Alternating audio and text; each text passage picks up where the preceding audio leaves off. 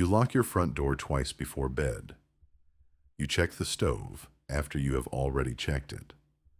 You have never once stopped to ask why an accident feels different from a crime. But it does. It feels different to everyone. And that difference has a history. For as long as humans have killed each other, some killers have tried to make it look like nature did the work instead. A fall, a fire, an animal, a fever. Something the world does on its own, without anyone's hand behind it. Why would a person go through the trouble of staging a death instead of simply causing one? The answer is not about hiding a body. It is about hiding a story. Your brain runs on stories. When you see a person lying at the bottom of a staircase, you do not see physics. You see a narrative already half-written. Tired legs, a missed step, gravity doing what gravity does.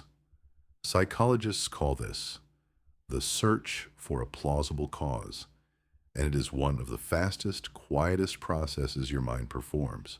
You almost never notice it happening. You just arrive at the ending. Killers who stage accidents are not fooling forensics. Forensics is patient, and forensics does not get tired. What they are really doing is hijacking your instinct to reach for the simplest explanation.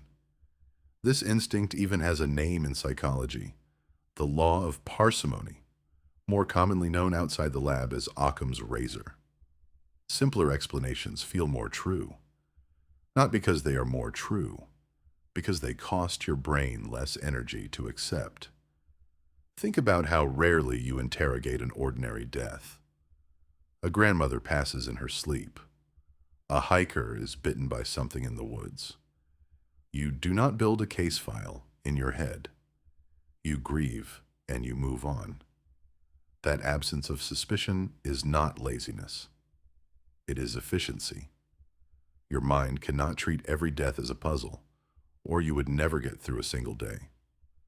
So what happens when someone deliberately manufactures that absence of suspicion? They are doing something researchers who study deception recognize immediately.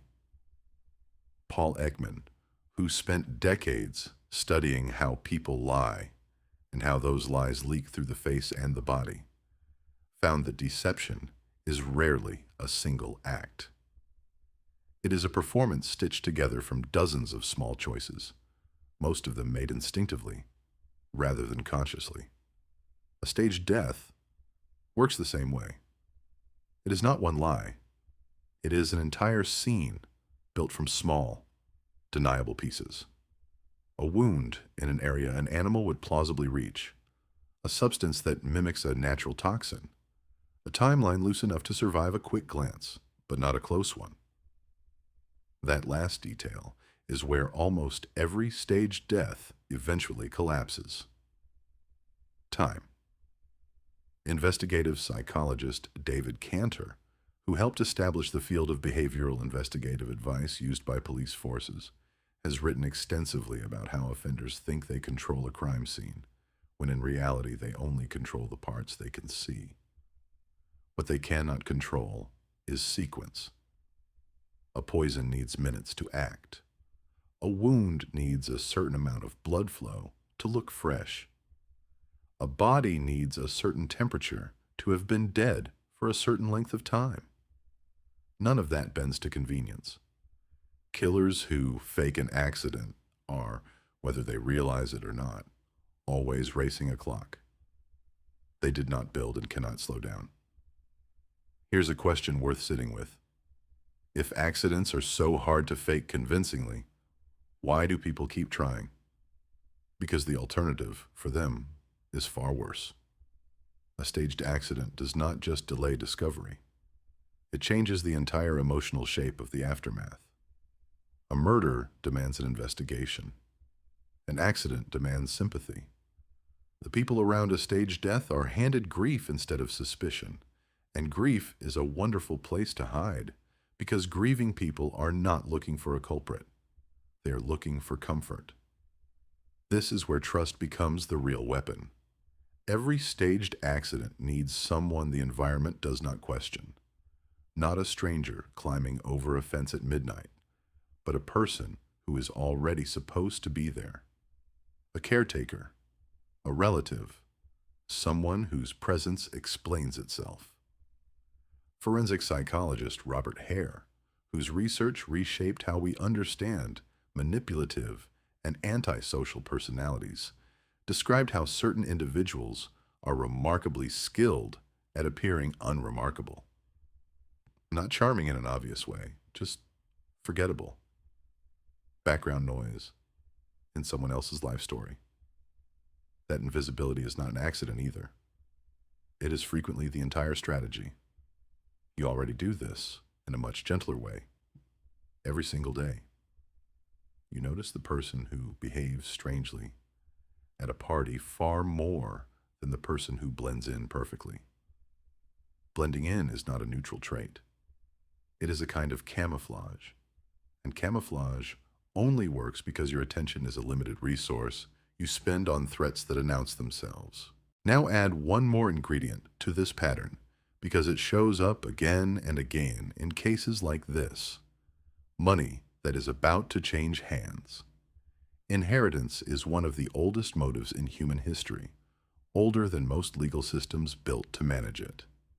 Anthropologists studying kinship and property across cultures have long noted that the transfer of wealth between generations creates a uniquely dangerous window, a moment when the value of someone's death briefly exceeds the value of their life to at least one person nearby.